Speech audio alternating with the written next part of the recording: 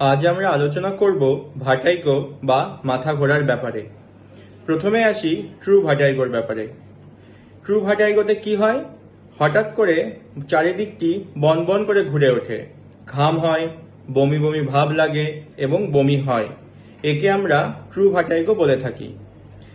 এরপরে পেশেন্টরা আর এক ধরনের মাথা ঘোরার ব্যাপারে কমপ্লেন করে। তারা এসে বলেন যে ডাক্তারবাবু, আমার চারিদিকটা ঘুরছে না, কিন্তু কেমন একটা মনে হচ্ছে মাথাটা ভার হয়ে আছে, নৌকাতে চললে যেমন দুলুনি ভাব হয় তেমন ফিল হচ্ছে। এই রকম ভার্টাইগো কিন্তু ব্যালেন্সের প্রবলেম থেকে হয় এবং এর চিকিৎসাটাও সম্পূর্ণ আলাদা। আর এক রকম মাথা ঘোরার কথা আমরা শুনতে পারি। অনেক সময় পেশেন্ট পার্টি এসে বলেন যে আমার বয়স্ক বাবা বা বয়স্ক মা হঠাৎ করে মাথা ঘুরে পড়ে গেলেন এবং কিছুক্ষণের জন্য অজ্ঞান হয়ে থাকলেন। এইটি কিন্তু অন্য আরেকটি কারণে হয়। হার্টের জেনারেটর সিস্টেমে কিছু গন্ডগোল হলে হঠাৎ করে হার্টবিট বন্ধ হয়ে যায় বা কমে যায়, যাকে আমরা কমপ্লিট হার্ট ব্লক বলি। আর এর থেকেই একটি সিনকোপ হয়, যাকে মাথা ঘোরার সাথে আমরা গুলিয়ে ফেলি।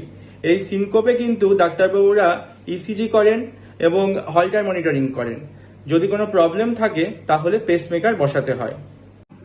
এবার জেনে নেব ভার্টাইগোর প্রধান তিনটি কারণের ব্যাপারে। প্রথমে আসি মিনিয়াস ডিজিজ। আমাদের কান তিনটি ভাগে বিভক্ত: ইনার ইয়ার, মিডিল ইয়ার এবং আউটার ইয়ার।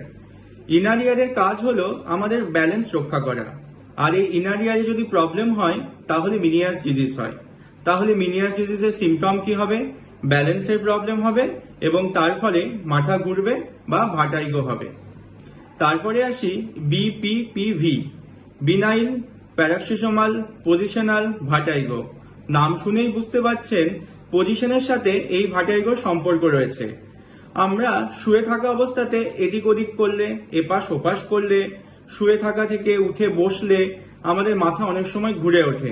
সেটি কিন্তু বিপিভিবি থেকে হতে পারে। পজিশন চেঞ্জ করার জন্য এই ভার্টাইগো হয়। আরেকটি যে কারণে ভার্টাইগো হতে পারে সেটি হলো ভেস্টিবিউলার নিউরাইটিস। এটিও ইনার ইয়ারের প্রবলেম থেকে হয়। ভেস্টিবিউলো ককলিয়ার নার্ভে প্রবলেম হলে এই ভার্টাইগো হতে পারে। এরপরে আসি ভার্টাইগো ট্রিটমেন্টের ব্যাপারে। আমরা ভার্টাইগো ট্রিটমেন্টের ক্ষেত্রে বেশ কিছু ওষুধ ব্যবহার করি, যেমন স্টেমিটিল, ভার্টিগন ইত্যাদি ওষুধ। সেলফ মেডিকেশনে যাবেন না, ডাক্তারবাবুর সাথে পরামর্শ করুন এবং প্রপার ওষুধটি আপনি খান। অনেকে যারা ল্যাপটপ, কম্পিউটার, টিভি বা মোবাইল ফোনের দিকে অনেকক্ষণ তাকিয়ে থাকেন, তাদের ভার্টাইগো হওয়ার চান্সেস অনেকটা বেশি থাকে। তাই এটি অ্যাভয়েড করুন, তাতে আপনার ভার্টাইগোর চান্সেস কমবে। ভার্টাইগোর মেইন ট্রিটমেন্ট কিন্তু এক্সারসাইজ। তাই আজ আমি আপনাদের কিছু এক্সারসাইজ দেখিয়ে দিচ্ছি।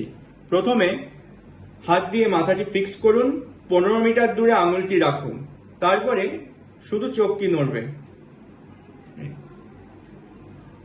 শুধু চোখ নড়ছে। আরেকটি এক্সারসাইজ দেখিয়ে দিচ্ছি।